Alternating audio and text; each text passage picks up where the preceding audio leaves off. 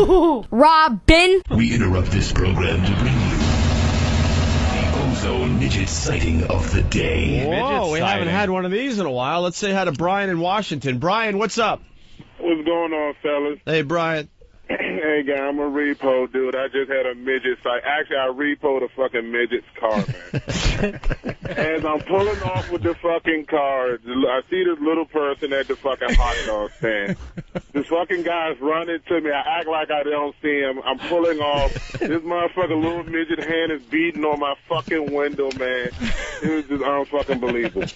Dude, did you tow it or drive it away? Oh, no, I told it. I let him get his shit out of the car and his handicap pass. And I said, what's happening? You a little short on your payment? Short on your payments. Does he have like long pedals and shit? Yeah, the pedals. Actually, it was a fucking Prius. The guy was about 4'3". He wasn't a midget, but man, it was funny. Oh, that's really wow. Good. Thank you, Brian. Hey, no problem, guys. You rock. All right. Meanwhile, back at the show. Does he understand he made a joke? I don't know. Was he trying to make a joke, or was he just saying he was a little short on his payments? No, he was trying to make a joke. He was? Definitely, yeah. All right. He definitely trying to make a little short on his payments. A little short on his payments. There is no coincidence like that in the world. But boom. And, you know, and this is something, black people, we never sound good like doing a timing joke. It's so hard. It's like, what was your little short on your payment? Splat out. It's like, hey, yo. Splat out. We got to go back home and then go, yo, what was that fucking short on the payment? That shit was corny, yo. That's my... The fuck is up with that corny shit? Yo, I was just having fun on Opie and Anthony. Shut the fuck up, yo.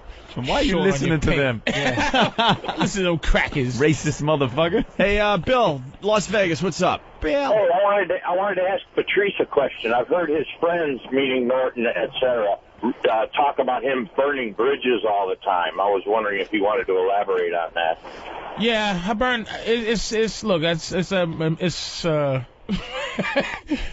sometimes it's a mistake, sometimes it's not. Like I burned one with Spike Lee, and that ain't a bad bridge to burn. I fuck that, but it was like it burned itself. It's like sometimes I walk away, I have toilet paper shoes, self-burning bridge. Yeah, and it's a toilet paper bridge. Match sneakers and fucking, you know, and it's like here's one that's not my fault. You fucking tell me. Now we're in show business. Spy, he wanted me to come audition for the show, or for the show you had on Showtime. Now Showtime was the people I did when I first did my first half-hour special. These motherfuckers offered me a deal, right? Said I was good, and then they said, you know what? We're gonna take the deal away, and not only are we gonna take it away, we're gonna tell you you'll never be a leading man in this business. You stink. So I said, fuck you, right? So he did it on Showtime. So he said, I want you to come out.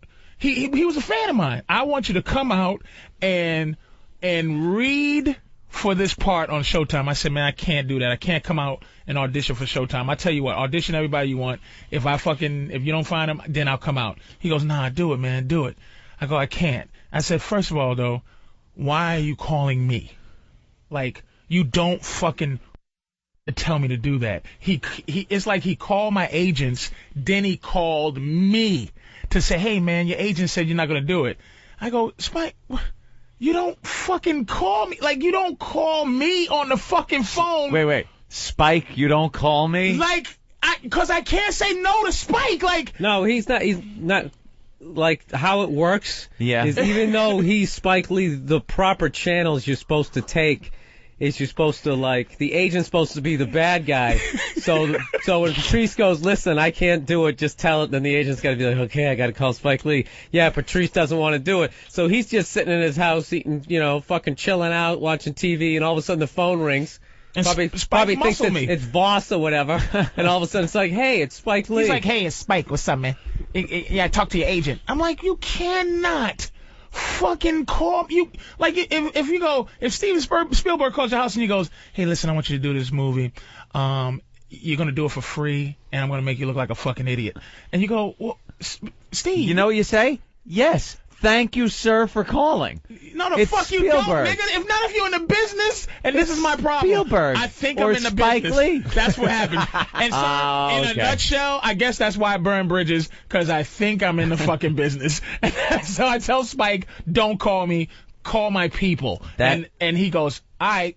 And I never heard from him. That was the last thing you heard from Spike Lee was, I. Yeah, I could love Spike Lee if he hung up and be like, did the 18th lead in my movie just say, call my people?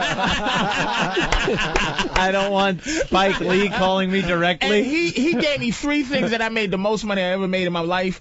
Not the end the cut, the 25th hour. This is how he gave me the role. He goes, he was interviewing me. He goes, you like the Knicks? I go, nah, the Celtics. He goes, all right, yeah. And that's how he gave me the fucking role in 25th hour. And he said, I got a voice over for you. You want it? Yeah. Thousands of fucking dollars, right? I'm sitting there shaking in my Don't call balls, me. going, "Why, Spike? There's a story behind this. I don't want to do this. It has nothing to do with you. Nah, do it for me. Do it for me." That's when you do the favor for the guy who is entrenched in the business. You Yeah. do a favor for him. Okay, motherfuckers. It's all right. Now I know, bitches. But that's one. Get Spike on the phone. We'll work this out for That's you. one of 10,000 fucking bridge So it's burners. almost not like bridge burning. It's more just bad decision. Like, okay, And one of 3 the weeks later going, wait a minute. What did I do? One of the big reasons comics hate me, and I don't care, but I just do it. And Bill suffered a couple of ones because we. Oh, I know this one. It's going over. You don't get the fuck off the I stage. just go over and fucking. Last week DC, I came out of retirement, went down to the strip, went over my time. DC Benny just comes up to me, goes, "What did I ever fucking do to you?" Oh. Oh, and he is the worst when he goes over because he either acts like he has no idea or he just completely denies it. It's like, Patrice, do 7 minutes, and he comes off 32 minutes later, and you're like, Patrice, you just did a fucking half hour. And he goes, that was a half hour? That was a half hour. I did a half hour. Bill, for real. That was a half hour? Acting like he's completely flabbergasted. You know me. You know the time better than I do. I didn't see the light. And then, like, fucking turning it on and off. They're cutting out the mic. Man, it was 8,000 people in the theater. All those lighters and shit. I didn't know what the light was. I went over at Lincoln Center. Like, Bill's in the back joke like, fucking The joke about Patrice is, like, whatever amount of time he's supposed to do, that's how long his closing bit's going to be. So if you say, shit. Patrice, do 20 minutes, that means he's going to do about, like, probably like 17, 18 before he gets into his 20-minute closing pussy joke or whatever the fuck he's And then I going to nod do. my head like I'm finishing up. Yeah. Oh, that I see it. Yeah, I see the light. I do see it. Robin,